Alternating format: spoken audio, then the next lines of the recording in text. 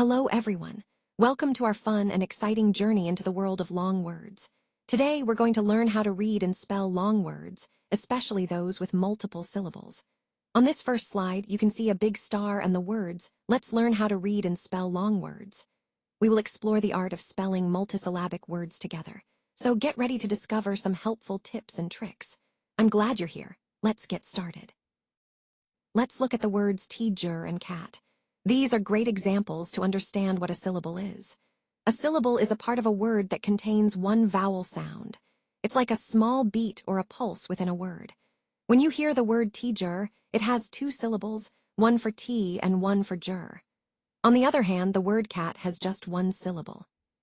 The key idea here is that syllables are like building blocks of words, each with a single vowel sound, and they help us break down words into manageable parts.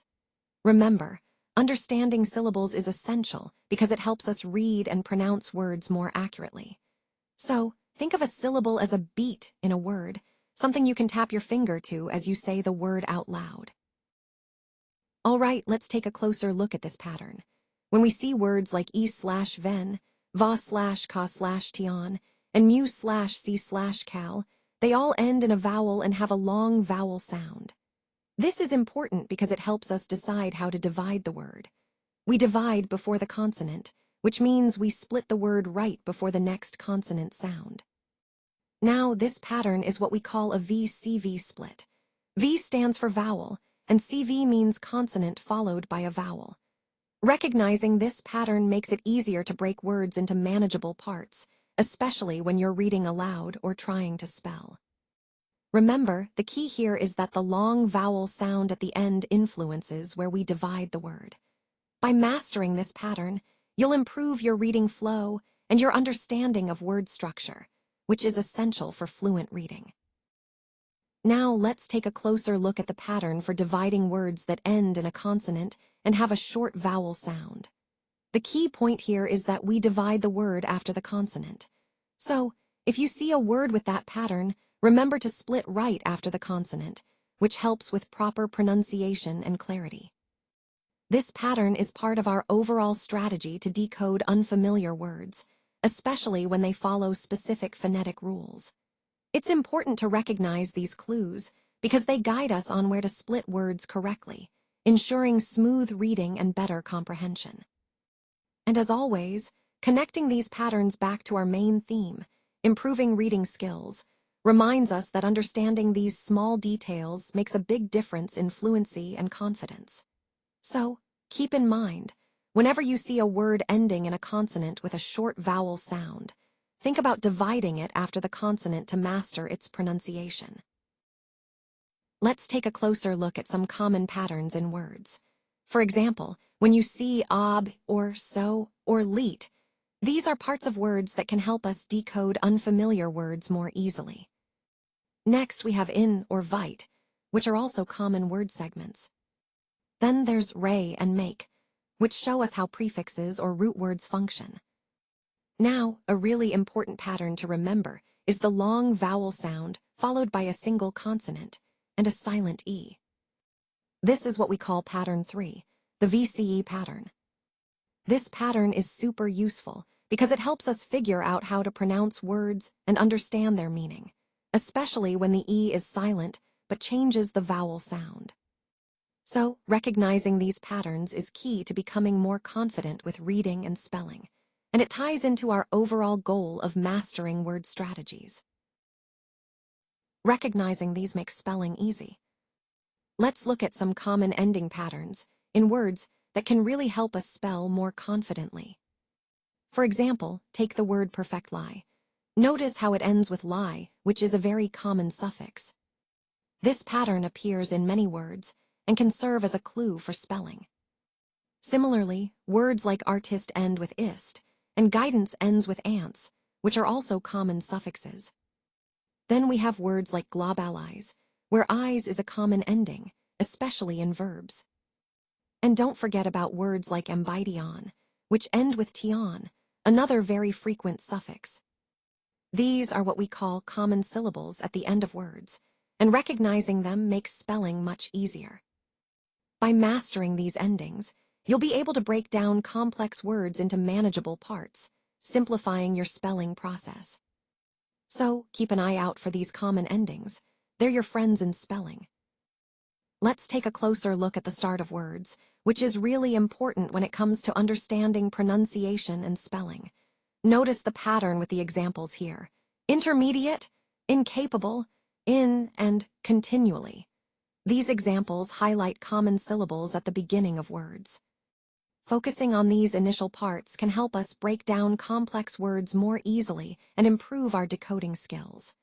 For instance, recognizing the in at the start of intermediate or incapable gives us clues about the word's meaning and pronunciation right from the start. Also, pay attention to the common syllables like con and pro, which are frequently used at the beginning of many words. This consistency makes it easier to learn new words and understand how they fit into the language. So, by paying attention to these common starting syllables, we're building a stronger foundation for reading and pronunciation, key skills that support our overall language learning journey. All right, let's talk about these 3 beats. First up, ravioli. Think of it as a lively, energetic rhythm that really gets your attention. Next, we have spaghetti, which is a fun way to remind us of how music can be rich and flavorful, just like a good pasta dish. Then, mosaic. This one is all about how different musical elements come together to create something beautiful and complex, kind of like a mosaic. Tuxedo. Well, that's a playful twist, but it points to the idea of how different pieces, styles, sounds, ideas, can be tied together seamlessly. And finally, harmonica. This is about harmony, how different parts work together to produce a pleasing, unified sound. All of these are 3-syllable SUPRSDRS. They highlight the importance of rhythm, flavor, complexity, and harmony in music. And as we connect these ideas to the bigger picture, remember that these elements can help us understand how to create engaging, memorable compositions that resonate deeply with our audience. Wow, 4 syllables. That's right, today we're focusing on some fantastic 4-syllable words that really pack a punch. Each of these words has 4 beats when you say them aloud, which makes them great for rhythm and emphasis. First up is certificate. Notice how it flows smoothly, with 4 distinct parts. It's a word we often hear in school or when talking about official documents. Next, we have cafeteria. This one reminds us of a busy, lively place where people gather and enjoy good food. Then there's stationery. It sounds simple but is quite important. Think about all the paper, pens, and supplies that keep an office or classroom running smoothly. And finally, literature. This word opens up a world of stories, knowledge, and imagination, making it a key word in education and reading. All of these words are 4 syllables long, and that's what makes them so special. They help us understand how words can be longer and more complex, but still easy to say and remember. Remember, these 4-syllable words can add rhythm and interest to your speech or writing. They're a great way to make your language more engaging and dynamic, fitting perfectly into our overall theme of exploring the richness of vocabulary. Let's take a closer look at some really exciting words today. Notice how these words are big, bold, and fun to say. First, we have N/Roman6/Ron/ment, which means environment. It's a huge concept because it surrounds us all and affects everything we do. Next, we see prob/a/bill/I/tie. That's a big word for how likely something is to happen, and it's really important in understanding risks and making decisions. Then there's ku/ri/os/I/tie, which means curiosity. It's a small word with a big impact because being curious helps us learn new things and grow. After that, we have wow, an exclamation that shows excitement and amazement. Lastly, we see e/la/men/ta/ri, which means basic or simple, and it's a fundamental part of understanding more complex ideas. And of course, don't forget the giant. Because sometimes, words or ideas can seem enormous, especially when they have 5 syllables, like these giant words. This slide reminds us that language can be powerful, especially when we use big, interesting words to express big ideas. All right, let's break it down. When we look at words like characterization, accommodation, centennial, and gigantic, they all have something in common. They can be divided into parts or syllables. For example, characterization has 6 parts, which helps us understand how the word is built and pronounced. Similarly, accommodation has 5 parts, centennial has 4, and gigantic has 3. This division isn't just about pronunciation. It also helps us grasp the structure of complex words, making them easier to remember and spell. Think of it like breaking a big puzzle into smaller pieces. Each piece is manageable, and together they form the complete picture. In the context of our overall theme, improving language skills, understanding how to divide words into syllables is a powerful tool. It enhances pronunciation, spelling, and even comprehension. So, can you see how breaking words down can make a big difference? It's all about making the complex simple and accessible. All right, everyone, let's take a moment to celebrate our progress. On this final slide, we see these shining stars, each one representing your hard work and dedication. Now, I want you to imagine breaking down a long word, piece by piece, to spell it out clearly. That's the idea here, breaking down complex words into manageable parts so you can tackle any long word you encounter.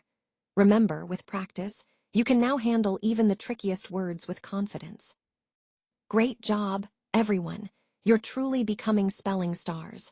Keep up the great work, and remember, every new word you learn is a step closer to becoming a spelling superstar.